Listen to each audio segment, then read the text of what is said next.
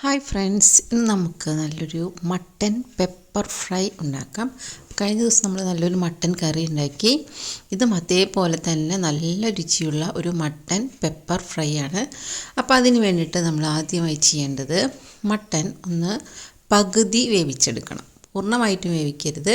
അപ്പോൾ അതിന് വേണ്ടി നമുക്ക് ഒരു 3/4 ടീസ്പൂൺ ഉപ്പും 1 ടീസ്പൂൺ മഞ്ഞൾപ്പൊടിയും 1.5 ടീസ്പൂൺ കുരുമുളക് പൊടിയും ചേർത്ത് 1/2 കിലോ മട്ടൻ കുറച്ച് വെള്ളം ചേർത്തിട്ട് വേവിക്കുക. അപ്പോൾ നമ്മൾ ഒരു വിസിൽ വന്നു കഴിഞ്ഞാൽ കുറഞ്ഞ തീയിൽ 7 മിനിറ്റ് വെച്ച് വേവിക്കണം.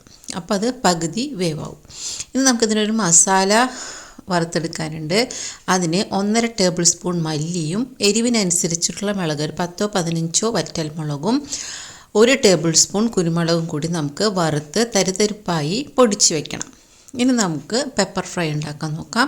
അതിന് വേണ്ടി ഒരു പാനിൽ വെളിച്ചെണ്ണ ഒഴിച്ചു കൊടുക്കുക. എന്നിട്ട് നമ്മൾ ചുവന്നുള്ളി മാത്രമായിട്ടേ ഉപയോഗിക്കുള്ളൂ. ആദ്യം നമ്മൾ ചെയ്യേണ്ടത് കുറച്ച് കറിവേപ്പിലയും 25 അല്ലി വെളുത്തുള്ളിയും 1 പച്ചമുളകും കൂടി നന്നായിട്ട് മൂപ്പിച്ചെടുക്കണം. അതിൻ്റെ പച്ചമണം നന്നായി മാറണം. അതിലേക്ക് 200 ഗ്രാം ചുവന്നുള്ളിയും 1 കഷ്ണം ഇഞ്ചിയും ചതച്ചത് ചേർക്കുക. സവോള ചേർക്കരുത്, ചുവന്നുള്ളി തന്നെ ചേർക്കണം കേട്ടോ. ഇനി ഇതെല്ലാം നന്നായി മൂക്കുന്നത് വരെ നമ്മൾ വഴറ്റി കൊടുക്കുക. മൂത്ത് കളറൊക്കെ മാറി ബ്രൗൺ കളറായി തുടങ്ങുമ്പോൾ നമ്മൾ നേരത്തെ പൊടിച്ചു വെച്ചിട്ടുള്ള ആ പൊടി പകുതി ചേർത്ത് കൊടുക്കുക. അതായത് വറ്റൽമുളകും മല്ലിയും കുരുമുളകും, പിന്നെ 1/2 ടീസ്പൂൺ മഞ്ഞൾപ്പൊടി കൂടി ചേർത്ത് കൊടുത്ത്, പൊടി മൂത്തതാണ് എന്നാലും ഈ ഉള്ളിയിലൊക്കെ ഒന്ന് മിക്സ് ചെയ്യാൻ വേണ്ടിയിട്ട് നമുക്ക് ഒന്നിങ്ങനെ വഴറ്റി കൊടുക്കാം. അതിനുശേഷം നമ്മൾ വേവിച്ച് വെച്ചിരിക്കുന്ന മട്ടൻ പകുതിയേ വെന്തിട്ടുള്ളൂ. 7 മിനിറ്റാണ്. 7 മിനിറ്റ് കഴിഞ്ഞപ്പോൾ ഞാൻ സ്റ്റൗ ഓഫ് ചെയ്തു. സ്റ്റീം പോയതിന് ശേഷം തുറന്നപ്പോൾ പകുതി വേവായിരിക്കും.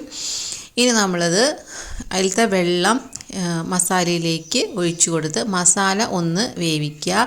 അതിനുശേഷമാണ് നമ്മൾ കുഴഞ്ഞ പാകത്തിലാണ് നമ്മളിതിലേക്ക് മട്ടൻ ചേർത്ത് കൊടുക്കേണ്ടത്. കാരണം ഫ്രൈ ആണ്. അപ്പോൾ അതുകൊണ്ട് തന്നെ വെള്ളത്തിൻ്റെ അംശം വേണ്ട നമുക്ക് ഫ്രൈയിൽ. ഫ്രൈ എന്ന് വെച്ചാൽ നമ്മൾ എണ്ണയിലിട്ട് വറുത്തെടുക്കുന്ന ഫ്രൈ അല്ല, ഇളക്കി ഫ്രൈ ആക്കി എടുക്കുന്നതാണ്. ഇനി നമ്മൾ ബാക്കി പൊടി കൂടെ നമ്മളിതിലേക്ക് ചേർത്ത് കൊടുക്കുക. നമ്മൾ പൊടിച്ച് വെച്ചിരിക്കുന്നത്, അപ്പോൾ ആദ്യം നമ്മൾ കുറച്ച് ചേർത്തു, പിന്നെ നമ്മൾ മട്ടൻ ചേർത്തതിന് ശേഷം കുറച്ചുകൂടെ ചേർത്ത് കൊടുത്ത് ഇനി കുറഞ്ഞ തീയിൽ നന്നായി വറ്റി വരണം. നമുക്ക് എത്ര വറ്റി വരണം നമുക്ക് തീരുമാനിക്കാം. നല്ല ഫ്രൈ ആവണമെങ്കിൽ അത്രയ്ക്കും ഫ്രൈ ആക്കുക. അത് വേണ്ട, കുറച്ച് മതിയെങ്കിൽ ഒന്നിങ്ങനെ നന്നായി വെള്ളം വറ്റണ വരെ ചെയ്യുക.